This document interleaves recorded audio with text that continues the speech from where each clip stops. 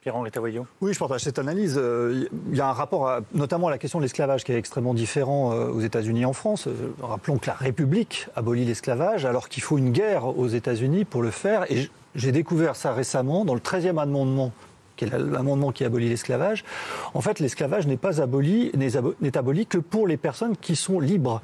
En prison, on est toujours considéré comme un esclave, c'est-à-dire qu'on peut être payé $10 par semaine en prison pour le travail qu'on fait, et c'est très fortement considéré. Vous avez vu 13th Amendment, je suppose, le documentaire qui porte sur cette question-là. Oui, c'est ça, on me l'a conseillé. Oui, qui effectivement met en évidence le fait qu'au moment même où on accorde la liberté aux esclaves, on inscrit dans le droit la possibilité de criminaliser les Noirs de façon à de nouveau les soumettre. En l'occurrence, pas que les Noirs, parce que j'ai un ami les Noirs parce que le 13th américain qui a été en prison, il était exactement sur le même. L'abolition de l'esclavage. Et c'est le cœur effectivement, du système carcéral aux États-Unis, qui consiste à tout de suite les priver de ce qui aurait pu être la plénitude de leur droit à la liberté. Attendez, moi je vous laisse terminer. Dans la Constitution américaine, d'ailleurs, la Constitution qui la première Constitution américaine, la seule d'ailleurs, ils arrivent quand même à organiser ce système où on autorise l'esclavage sans prononcer une seule fois le mot esclave. Donc il y a une histoire qui est très particulière. L'histoire française est différente. Le colonialisme français jouait peut-être moins sur la carte de l'esclavage que sur l'image des peuples enfants. C'est pour ça qu'il y a eu un côté de scandale aussi dans cette colonisation française, c'est-à-dire les peuples, il faut les éduquer.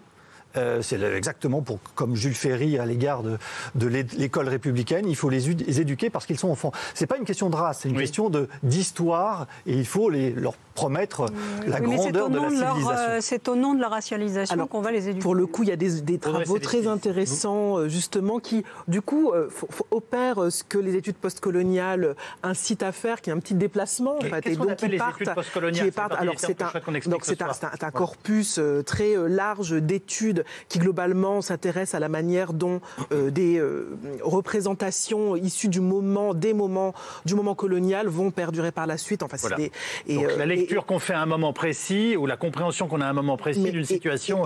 Et y compris quand on n'est pas dans ça ne serait pas nécessairement dans le post-colonial, il y a malgré tout des manières d'appréhender le savoir, d'appréhender la connaissance qui impliquent d'opérer certains déplacements. Et par exemple, si on va regarder à partir des territoires français dans lesquels il y avait des esclaves, la manière dont, et ça la politiste Sylviane Larcher le fait très bien, la manière dont on discute, on débat, on applique la citoyenneté française, d'un coup survient la race, pas de la même manière qu'aux États-Unis, malgré tout elle survient. Et c'est vrai que quand on travaille sur la France, les États-Unis, sur l'histoire un petit peu longue, on se rend compte que bien sûr la race elle n'intervient pas de la même manière, mais d'une part les territoires français dans lesquels il y a de l'esclavage sont en partie dans les Amériques, et qu'il y a un système dans ces espaces qui circule, il y a de la circulation déjà à l'époque, même sans Internet. Et par ailleurs, on voit bien que l'histoire coloniale, elle forge, elle construit, elle sédimente également. Y compris en Haïti, bien sûr. Tout à fait. Et du coup, c'est vrai qu'il y a une histoire française, très française, de la race également. Et je suis tout à fait d'accord sur le fait qu'on ne peut pas importer de manière directe. Mais en fait, peu de personnes le font, ça. De manière générale, les gens sont assez prudents sur leur manière d'appréhender les situations qui se déroulent aux États-Unis. Moi, je fais de la comparaison aux États-Unis. C'est un mouvement d'importation massive. Je parle de deux choses. Je parle d'une part d'un mouvement social dans lequel Assa Traoré, elle est dans son rôle lorsqu'elle fait ce qu'on appelle en sociologie des mouvements sociaux une extension de son cadre d'analyse, dans lequel elle va regarder ce qui se passe aux États-Unis. Il y a suffisamment de résonance pour qu'elle essaye de l'adapter au contexte français. Moi, je vous parle de la recherche.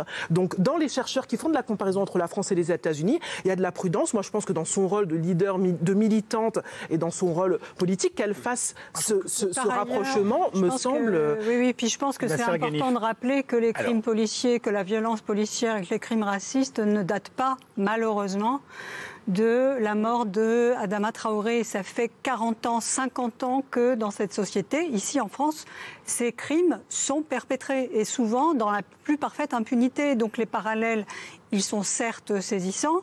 Chacun, effectivement, comprend bien que la situation états-unienne n'est pas la situation de la France, mais la situation de la France n'est pas reluisante à cet égard. Il y a beaucoup de morts. Ces crimes, de quoi parlez-vous? Vous parlez de la police? Je parle de la jeunesse racisée française, c'est-à-dire noirs, arabes, roms, qui régulièrement est en but à des attaques de la police, à du harcèlement, à des pratiques d'humiliation et à des pratiques d'intimidation. Et cela peut aller jusqu'au meurtre. Il y a des jeunes en France qui régulièrement meurent aux mains de la police française. Donc il y a un racisme d'État. Oui, effectivement, je théorise ça dans le livre en question. Je voulais juste finir, si je peux me permettre, je voudrais juste finir là-dessus. Donc dire qu'il y a une importation littérale, une lecture littéraliste, pour utiliser un vocabulaire qu'on aime beaucoup, de la situation états-unienne pour l'importer en France, il n'y a pas besoin d'importer la situation états-unienne en France.